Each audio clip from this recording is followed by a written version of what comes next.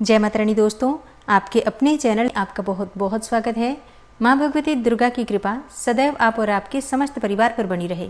अमावस्या तिथि समर्पित होती है पितरों को। शास्त्रों में इस प्रकार का वर्णन आता है कि अमावस्या तिथि पर स्नान करने से, दान करने से, पितरों का स्मरण करने से, उनके निमित्त दीप दान करने से पितृ दोषों से मुक्ति मिल जाती है।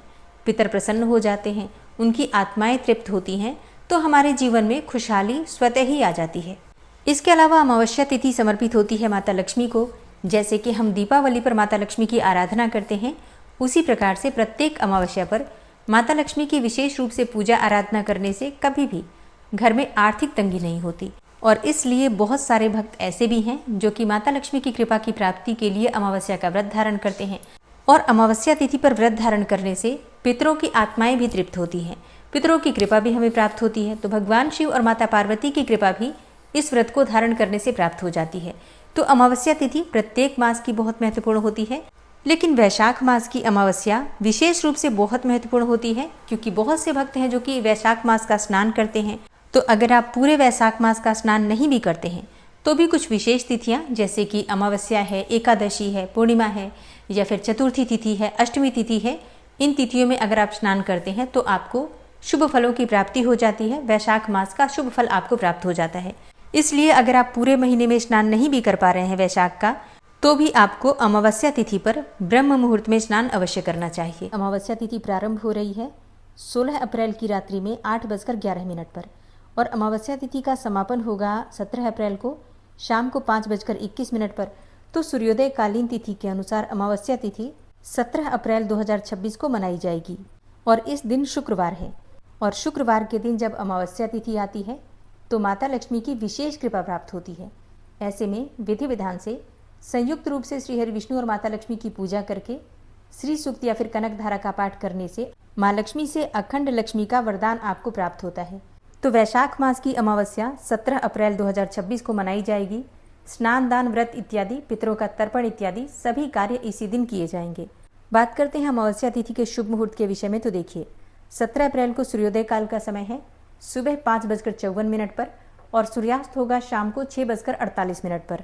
सुबह 4 बजे से 5 बजे तक ब्रह्म मुहूर्त का समय है, और अभिजीत मुहूर्त सुबह 11:56 से दोपहर 12:47 तक। तो स्नान दान के लिए ब्रह्म मुहूर्त का समय सर्वाधिक श्रेष्ठ है।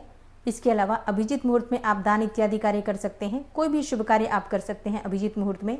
और बात करें राहु काल की, तो सुबह 10:45 से दोपहर 12:21 तक ये राहु काल का समय है। शास्त्रों में इस प्रकार का वर्णन आता है कि वैशाख मास में गंगा स्नान करने से, किसी पवित्र नदी में स्नान करने से बहुत अधिक पुण्य फलों की प्राप्ति होती है। लेकिन देखिए, सबके लिए किसी पवित्र नदी में स्नान करना संभव भी नहीं है।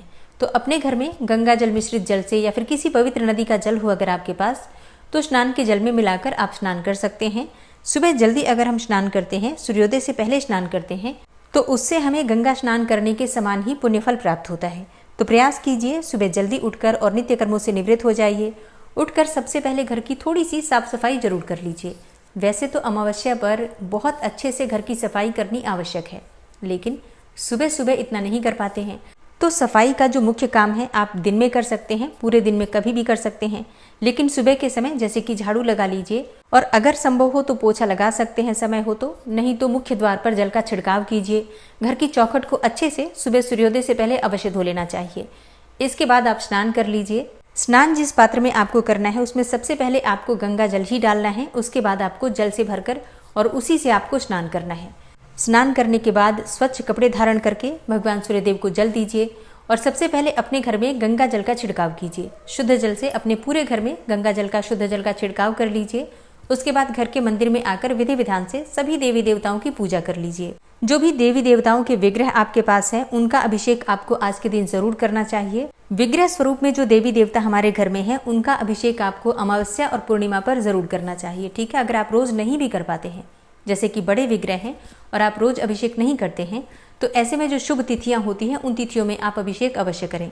सभी देवी देवताओं का वस्त्र और श्रृंगार करने के बाद उनकी विधि विधान से पूजा कर लीजिए। धूप, दीप, अक्षत पुष्प इत्यादि सभी चीजें अर्पित करके उसके बाद यथाशक्ति फल या मिठाई या फिर गुड़ शक्कर जो भी आपके पास है भगवान को भोग लगा दीजिए।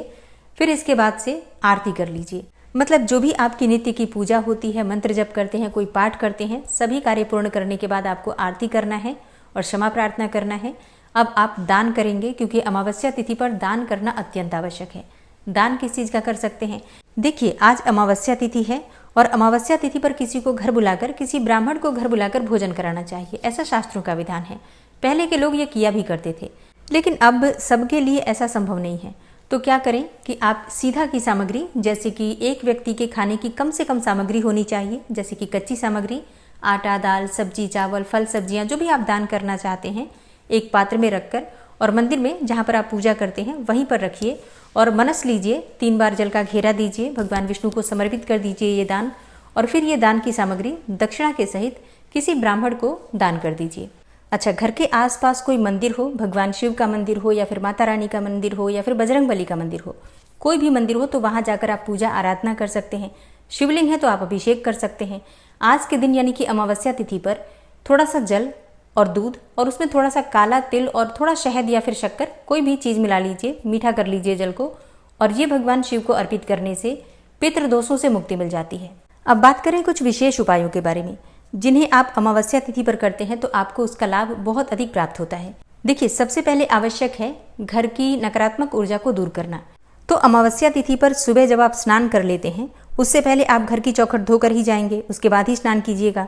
तो जब आप स्नान करके आते हैं, घर की पूजा भी कर सकते हैं चाहे तो, उसके बाद आप कर लीजिए ये काम। आप क्या करेंगे, 2 कपूर की टिकिया लीजिए और घर के मुख्य द्वार के दोनों तरफ आपको प्रज्वलित करना है 2 कपूर की टिकिया। मुख्य द्वार के दोनों तरफ आपको ये प्रज्वलित करना है। अब बहुत से लोगों के प्रश्न आते हैं कि हम अंदर बैठकर ये कार्य करें कि बाहर बैठकर। तो देखिए, घर के अंदर से भी प्रज्वलित कर सकते हैं, बाहर से भी कर सकते हैं, बस हमें प्रज्वलित करना है कपूर और अपने पितरों का स्मरण करना है, माता लक्ष्मी का स्मरण करना है। अपने पितरों से प्रार्थना कीजिए कि किसी भी प्रकार की नकारात्मक ऊर्जा से हमारी रक्षा करें। बस ये कार्य आपको प्रत्येक अमावस्या पर, पूर्णिमा पर करना है, ये आप ध्यान रखिए।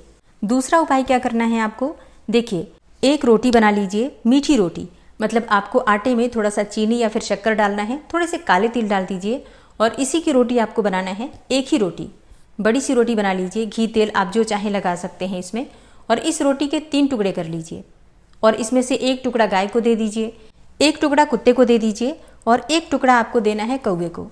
अच्छा, बहुत से भक्तों के प्रश्न आते हैं कि हमारे घर के आसपास तो कौवे नहीं रहते, हम क्या करें? देखिए, अपनी छत पर डाल दीजिए, मन में भाव रखकर कि आप कौवे के लिए दे रहे हैं। एक ही रोटी में से 3 टुकड़े करके आपको ये कार्य करना है। इसके अलावा भी आप रोटी दे सकते हैं, कोई दिक्कत नहीं है, लेकिन ये जो रोटी है, एक रोटी, इसमें से आपको 3 टुकड़े करने हैं। 1 टुकड़ा थोड़ा बड़ा होगा जो गाय को आप दे देंगे, बाकी 2 टुकड़े छोटे छोटे करके और आप कौवे को, कुत्ते को दे दीजिए। इसके साथ आप एक्स्ट्रा रोटी और भी दे सकते हैं, कोई दिक्कत नहीं। ये भोजन जाता है हमारे पितरों को और इससे हमारे पितरों की आत्माएं तृप्त होती हैं। पितृ दोषों से आपको मुक्ति मिलेगी। किसी भी प्रकार से अगर आपके पितर नाराज हैं, जिसकी वजह से आपके घर में बहुत सारी परेशानियां हैं, धन नहीं टिकता है या फिर आप कर्ज से परेशान रहते हैं, संतान नहीं हो पाती है, घर में मांगलिक कार्य रुके हुए हैं या फिर किसी के किए कराए का प्रभाव है, तो इस उपाय को करने से निश्चित ही आपको लाभ होगा। कुछ ही समय में, मतलब प्रत्येक अमावस्या कीजिए ये कार्य आप। इस उपाय से आपके जीवन में बदलाव होना निश्चित है। ठीक है, तो ये रामबाण उपाय है, सबको करना चाहिए। आप चाहें तो प्रत्येक शनिवार को कर सकते हैं अगर आप बहुत परेशान हैं तो। अब महिलाओं के लिए कुछ खास बातें, कुछ खास उपाय। देखिए, आज के दिन आपको बाल नहीं धोना है, बिल्कुल भी शैम्पू नहीं करना है। दूसरा कार्य जो आपको करना है, आज सुहाग की सामग्री का दान आपको जरूर करना है। अच्छा, सुहाग की सामग्री में जरूरी नहीं है कि आप बहुत सारी चीजें लें, आप सिर्फ सिंदूर का दान भी कर सकते हैं। जैसे कि अगर आप सुबह दान की सामग्री निकालेंगे तो उसमें आपको सिंदूर का दान जरूर करना है। पीला सिंदूर जो हम पूजा में प्रयोग करते हैं उसी का दान किया जाता है। ठीक है, और शाम के समय घर के मुख्य द्वार पर आपको दीप दान अवश्य करना है। सरसों के तेल का दीपक आपको जलाना है घर के मुख्य द्वार पर और अपने पितरों का स्मरण करना है, उनसे प्रार्थना करना है कि मुझसे या मेरे परिवार से अगर किसी भी प्रकार की भूल चूक हुई हो तो आप मुझे क्षमा करें, हमें क्षमा करें और हम पर कृपा करें।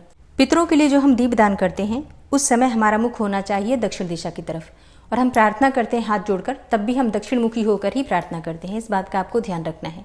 अच्छा, आज अमावस्या है, आप सभी जानते हैं माता लक्ष्मी का प्रिय दिन है, तो आज के दिन आपको घर में थोड़ी सी खीर अवश्य बनानी है और फिर घर के मंदिर में भगवान श्री हरि विष्णु और माता लक्ष्मी की विधि विधान से आपको पूजा करना है। माता से प्रार्थना कीजिए कि आपके घर में स्थायी रूप से श्री हरि विष्णु के सहित वो वास करें। अगर इस प्रकार से आप प्रार्थना करते हैं और पूजा करते हैं, प्रत्येक अमावस्या, पूर्णिमा या फिर प्रतिदिन करते हैं, तो आपके घर में किसी भी प्रकार की आर्थिक तंगी कभी नहीं हो सकती है।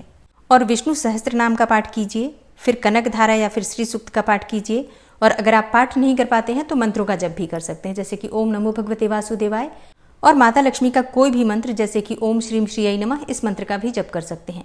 लेकिन जितना भी समय आपके पास हो, भगवान श्री हरि विष्णु और माता लक्ष्मी के पास बैठकर मंत्रों का जप अवश्य कीजिए। आप चाहे तो पति पत्नी दोनों मिलकर पूजा करें और भी श्रेष्ठ होगा। दोस्तों, अगर आप वैशाख मास का महात्म्य सुनना चाहते हैं तो हमारे चैनल पर प्रतिदिन वैशाख मास का महात्म्य सुनाया जा रहा है, आप लोग सुन सकते हैं।